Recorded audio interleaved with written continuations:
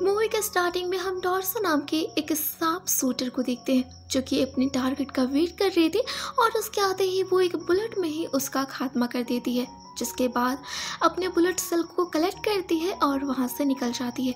वहीं दूसरी तरफ लीवे जो कि पहले आर्मी में सोल्जर था, वो भी एक बहुत ही बेहतरीन सांप शूटर था। वो मिस मार्था से मिलने उनके पास पहुंचता है और यहाँ मिस मार्था लीवे की रिपोर्ट को देखकर बहुत इम्प्रेस हो जाती है। उसने अब तक 200 लोगों से भी ज्यादा लोगों को एक ही बुलेट में शूट किया था। यहाँ मिस मार्था लीवे को अपने एक सीक्रेट मिशन के लिए साइन कर लेती है, जिसके बाद डॉर्सा को दिखाया जाता है जो कि अपने डैड से मिलने रसिया पहुंच गई थी। और हम जान पाते हैं कि डॉर्सा को ये खून खराबा पसंद नहीं, पर फिर भी वो पैसों के लिए लोगों को मार रही थी। यहाँ उसके डैड डॉर्सा से कहते हैं कि वो अपनी लाइफ से बहुत ही ज़्यादा थक चुके हैं और इसलिए उन्होंने डिसाइड किया है कि 14 फरवरी तक अगर वो नहीं मरे तो वो 14 फरवरी को खुद ही सुसाइड करके अपनी जान ले लेंगे। ये बात सुन डॉर्सा सैड हो जाती है, पर उसके फादर कहते हैं कि एक बार वो उससे कॉल पे बात जरूर कर ले। वहीं इधर लीवे को हेलीकॉप्टर से एक जगह पर छोड़ दिया जाता है उस मिशन के लिए। 3 दिन के कठिन सफर के बाद वो फाइनली अपने टारगेट के पास पहुंचता है। यहाँ उसका सीनियर मिलता है जिसकी ड्यूटी अब खत्म हो चुकी थी। वो सीनियर बताता है कि 1 साल में उसने पहले इंसान को उसे देखा है। यहाँ उसका सीनियर जाने से पहले लीवे को सारे रूल्स बताता है कि ये इस टावर है यूएस का और इसी में उसे रहना है। वहीं नदी के दूसरी तरफ वेस्ट टावर जो कि रसिया का है, उसका यहाँ पर कोई ज्यादा काम नहीं है। मशीन गन में बुलेट डालने हैं, अगर कोई ट्रैकिंग डिवाइस खराब हो गई तो उसे ठीक करने हैं और सबसे मेन बात, अगर सायरन बजती है तो उसे बहुत ही तेजी से लगभग 4 किलोमीटर दूर तक उसे यहाँ से निकल जाना है। लीवे के पूछने पर सीनियर बताता है कि ये सारी जानकारी पिछले सीनियर ने उसे दी थी और यही हमेशा से चलता आ रहा है। लीवे जब पूछता है कि यहाँ पर इतनी सिक्योरिटी किस बात की है, तो उसका सीनियर नदी में बॉम्ब फेंक देता है और ऐसा होते ही अजीब से क्रिएचर के करहाने की आवाज आने लगती है। यहाँ सीनियर बताता है कि इस जगह को द जॉर्ज कहते हैं और हमारा काम है नीचे रह रहे क्रिएचर्स को ऊपर आने से रोकने का। हमें उन्हें मार कर ऊपर आने नहीं देना है। अब सीनियर का काम खत्म हो चुका था तो एक हेलीकॉप्टर उसे लेने आता है। जाते समय ही उससे कुछ सवाल पूछे जाते हैं और इसके बाद ही उस सीनियर को गोली मारकर उसकी रस्सी काट दी जाती है।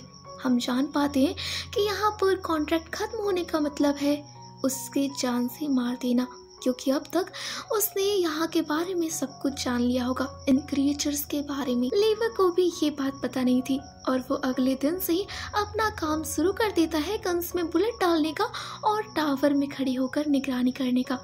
वेस्ट साइड टावर से कुछ आवाज आती है तो लीवे देखता है तो उसे दूसरी तरफ एक लड़की दिखती है। ये कोई और नहीं बल्कि डार्सा थी जो कि वेस्ट टावर की निगरानी कर रही थी। ये दोनों चाहते तो एक दूसरे से कांटेक्ट कर सकते थे, पर इसकी जरूरत ही क्या है, ये सोचकर उन्होंने एक दूसरे से बात नहीं की। ऐसे ही दिन बीतते हैं और डॉर्सा का बर्थडे आ जाता है। वो खुद को अकेला फील कर रही थी तो लीवे को अपनी ओर ध्यान खींचने के लिए वो एक गोली चला देती है। डॉर्सा एक बोर्ड पर लिखकर उससे उसका नाम पूछती है, पर लीवे ये कहकर नहीं बताता कि उसे बताने से मना किया गया है।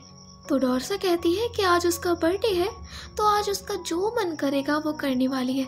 वो लीवे से डांस का स्टेप पूछती है, पर लीवे कहता है कि उसे डांस नहीं आता, उसे आता है तो सिर्फ एक चीज, शूटिंग। तो यहाँ डॉर्सा एक बॉटल रख देती है शूट करने को और लीवो एक ही झटके में उसे शूट कर देता है और अंदर चला जाता है। डॉर्सा भी अपने स्किल को लीवे को दिखाने के लिए उसके अंदर रखी हुई एक बॉटल पे शूट करती है, जिसके बाद ही डॉर्सा लीवे को बताती है कि उसके तरफ क्रिएचर्स बढ़ रहे हैं, उसके टावर की तरफ। यहाँ लीवे उन क्रिएचर्स को मारने की कोशिश करता है और इसमें डॉर्सा उसकी हेल्प करती है, पर उसकी हेल्प करने के चक्कर में वो देख ही नहीं पाती कि कुछ क्रिएचर उसके टावर में भी आ चुके हैं। ये देख डॉर्सा जल्दी से उस क्रिएचर को मार कर नीचे गिराने की कोशिश करती है, पर वो नहीं कर पा रही थी। तब लीवे शूट करता है और वो क्रिएचर नीचे गिरकर मारा जाता है। फाइनली उन्होंने उन क्रिएचर्स को यहाँ से भगा दिया था। तब डॉर्सा कहती है कि आज का बर्थडे उसका सबसे बेस्ट बर्थडे था। अब यहाँ पर अगले दिन से वो फिर से उन्हीं कामों में बिजी हो जाते हैं। मशीन गन में फिल करना, पर इस बीच वो एक दूसरे के काफ़ी क्लोज आ गए थे। दूरबीन के जरिए वो साथ में चेस खेलते थे, एक दूसरे को एंटरटेन के लिए ड्रम पे बजाते थे। पर जिस दिन 14 फरवरी आती है, डॉर्सा काफ़ी सैड थी क्योंकि उसे पता था कि आज वो अपने डैड से बिछड़ जाने वाली है। वो लीवे से कहती है कि काश वो यहाँ पर उसके साथ होता। ये सुनकर लीवे एक प्लान बनाता है और एक गन से रस्सी को डॉर्सा के साइड भेजता है और डॉर्सा उसे बांध देती है। उन दोनों के बीच की दूरी काफ़ी थी, कुछ दूर तो वो ग्रेविटी के कारण पहुंच जाता है, पर आगे का रास्ता वो मुश्किल से तय करके फाइनली डॉर्सा के साइड आ जाता है। वो जल्दी से फ्रेश होता है और उसके बाद वो दोनों साथ में डिनर करने लगते हैं। यहाँ डॉर्सा लीवे को बताती है अपने फादर के सुसाइड करने की बात, और लीवे भी बता देता है कि वो पहले आर्मी में सोल्जर था और उसके सारे पुस्त सोल्जर ही रहे हैं। जिसके बाद वो बहुत ही डांस करते हैं और एक दूसरे के साथ क्वालिटी टाइम स्पेंड करते हैं। जिसके बाद लीवे अब अपने साइड जाने के लिए निकलता है, पर जैसे ही वो अपने टावर के पास पहुंचता, वहां पर ब्लास्ट हो जाता है, जिस वजह से उसका रस्सी टूट जाता है और वो सीधा नीचे खाई में गिर जाता है। ये देख डॉर्सा उसे बचाने के लिए कुछ पैराशूट और गन्स के साथ वो खुद भी नीचे जम कर जाती है।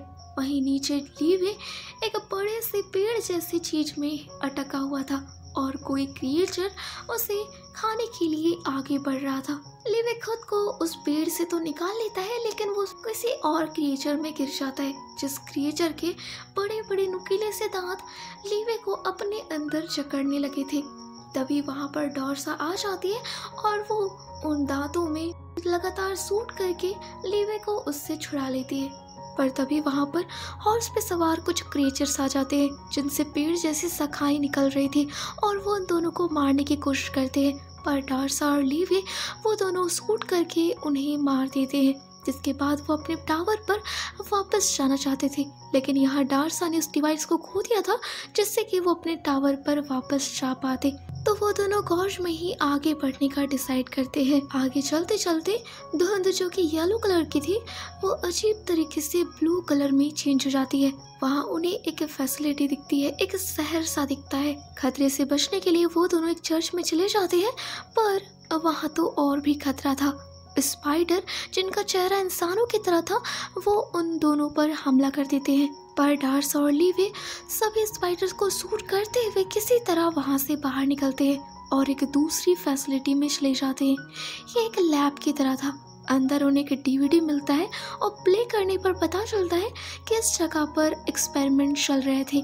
डॉक्टर बताते हैं कि वो इंसान के डीएनए में एक ऐसा चेंजेस कर रहे थे जिससे कि इंसान सुपर ह्यूमन बन जाए, लेकिन उनका ये एक्सपेरिमेंट फेल हो गया और इंसानी डीएनए में हर तरह के डीएनए इंटर कर गए, जिससे ये अजीब गरीब क्रिएचर बन गए। इंसानों में पेड़ वाले डीएनए आ गए तो पेड़ में इंसानों वाले, जिससे ये पेड़ अब बोल पा रहे थे और इनके अंदर ऑर्गन्स डेवलप हो गई थी। यहाँ तक कि इंसान भी ट्रीज के जैसे अपने ब्रांचेस निकाल रहे थे।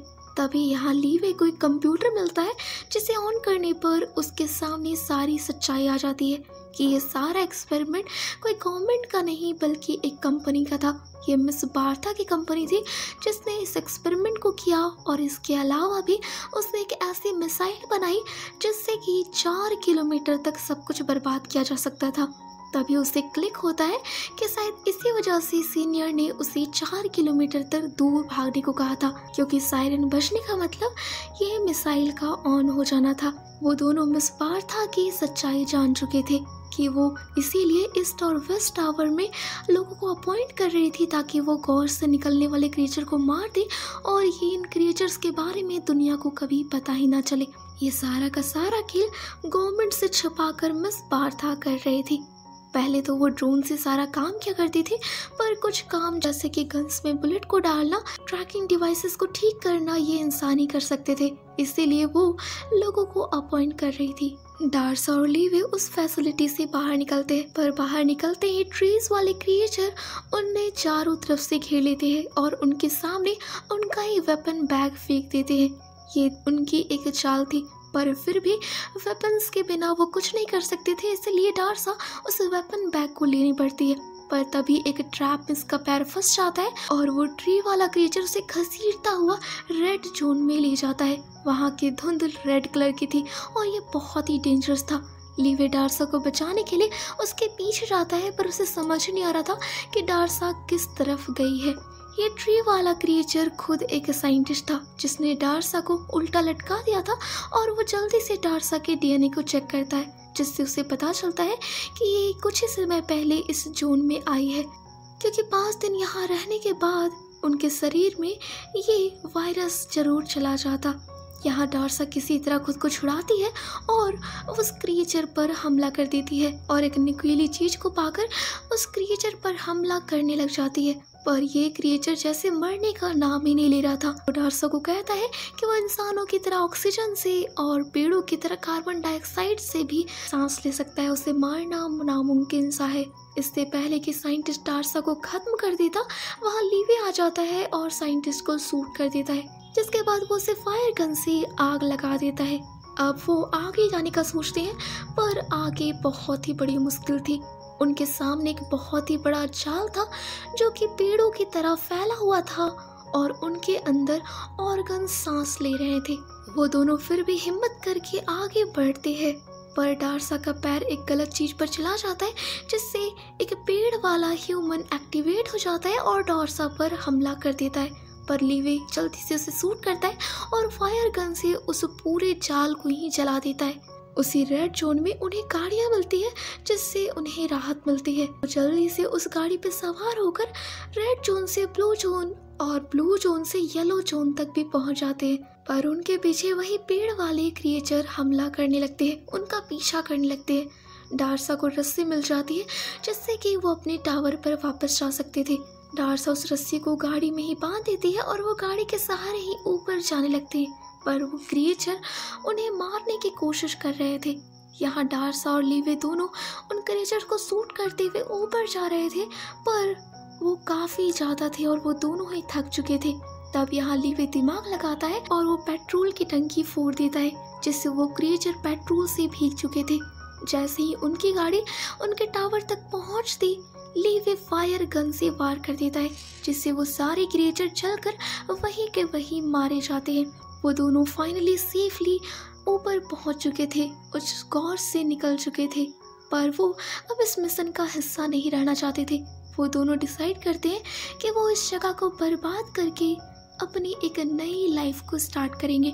डार्सा लीवे को बताती है कि फ्रांस में उसकी एक जगह है जहां उसे कोई नहीं पहचानेगा और वो अपनी एक अच्छी लाइफ जी पाएंगे। लीवे वेस्ट टावर में था, यानी कि डार्सा के टावर में। तो सबसे पहले वो अपने टावर में जाता है, जहां जाते ही मिस बारथा उससे कांटेक्ट करती है और पूछती है कि उसका एक बहुत ही पुराना कंप्यूटर एक्टिवेट हुआ था, तो क्या ये उसने किया था। पर लीवे साफ साफ मुकर जाता है कि उसे किसी कंप्यूटर के बारे में पता नहीं और कॉल कट कर देता है। पर मिस बारथा जान गई थी कि अगर लीवे नहीं तो डार्सा ने ये किया होगा, तो इसीलिए वो दोनों को ही मारने का डिसाइड करती है। अगली सुबह होते ही लीवे और डार्सा इस जगह में तार बिछाने लगते हैं, इस जगह को बम से उड़ाने के लिए। पर तभी वहाँ मिस बारथा अपने हेलीकॉप्टर से आ जाती है। ये देख लीवे जान जाता है कि ये उन दोनों को मारने आई है, तो लीवे वहाँ से भागता है। पर मिस बारथा के लोग उसके ड्रोन और हेलीकॉप्टर लीवे के पीछे पड़ जाते हैं। लीवे अपनी लाइफ का सबसे इम्पोर्टेंट शूट करता है। वो एक मशीन को दूर से ही उड़ा देता है जो कि उसी मिसाइल से कनेक्टेड था, जिससे ये पूरी जगह 4 किलोमीटर तक ब्लास्ट हो जाने वाली थी। डार्सा भी इस बात को जानती थी, इसलिए वो भी भागती है। लीवे और डार्सा दोनों भाग रहे थे। डार्सा तो बच जाती है, पर लीवे की किस्मत अच्छी नहीं थी। वो उसी आग की चपेट में आ जाता है और पानी में गिरकर मारा जाता है। पर उसका यह त्याग वेस्ट नहीं होता। पूरा का पूरा जॉर्ज आग में जलकर खत्म हो चुका था। वहीं इधर डार्सा जो कि बची हुई थी, वो 5 दिनों तक एक जगह पर कैद रहती है, क्योंकि उन दोनों ने डिसाइड किया था कि बाहर निकलकर वो 5 दिन तक खुद को आइसोलेट करके रखेंगे। क्योंकि वो जॉर्ज में रहकर आए थे, तो 5 दिन में ही उनके शरीर में अगर वो क्रीचर वाला डीएनए होगा तो वो उन्हें दिख पाएगा। 5 दिन में भी जब डार्सा के शरीर में कुछ चेंजेस नहीं होते, तो डार्सा लोगों के पास चली जाती है। बहुत समय के बाद हमें डार्सा को दिखाया जाता है।